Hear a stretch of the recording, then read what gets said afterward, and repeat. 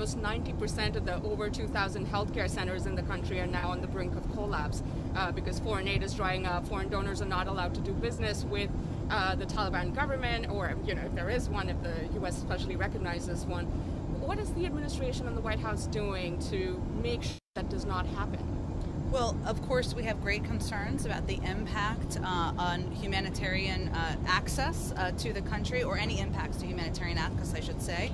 We're doing a couple of things. One, the president signed an OFAC license just a few weeks ago to ensure that humanitarian assistance from trusted groups like the World Food Programs and others can get on the ground.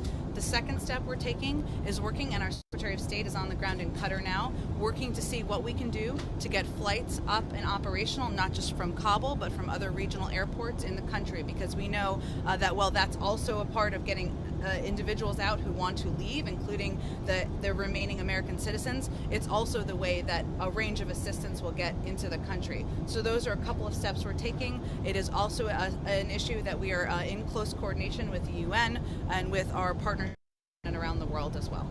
And the president said that, when asked if Washington will recognize the Taliban, he said that is a long way off. And I'm wondering what that really means in terms of timeline. I mean, is there anything you can share with us on a timeline? Well, as the president said, I think yesterday, there's no rush to recognition. It is really going to be dependent on what steps the Taliban takes. The world will be watching, the United States included, and they will be watching whether they allow for American citizens and citizens of other countries to depart, whether they allow individuals who want to leave the country to leave, whether they allow for humanitarian assistance to travel, how they treat women and girls around the country. I don't have a timeline for you. It depends on what behavior they exhibit on the ground. Has the president been updated on how many Americans are still in Afghanistan right now? The president receives regular updates from his national security team on our efforts to get American citizens out of the country, so yes.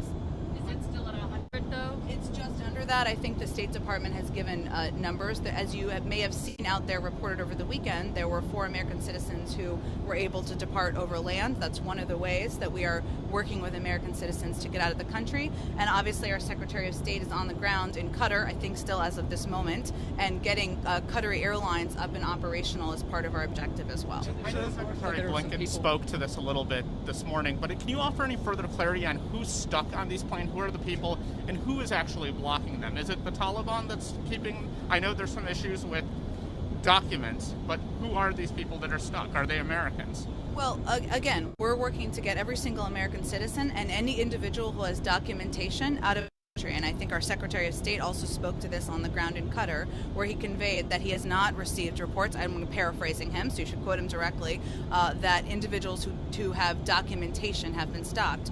I would also note that some of these charter flights, and I talked about this a little bit, we don't have an assessment of the manifest. We're not on the ground, right? So we don't, while we are in touch with American citizens directly, beyond that, we don't have an assessment of manifest, what security protocols and measures are taken, so the range of issues that we're working through. Governor Murphy seemed to indicate he was a little disappointed that it was only 6 counties that were declared major disasters in New Jersey, and that he would press the president today to add more. Is Mr. Biden amenable to that?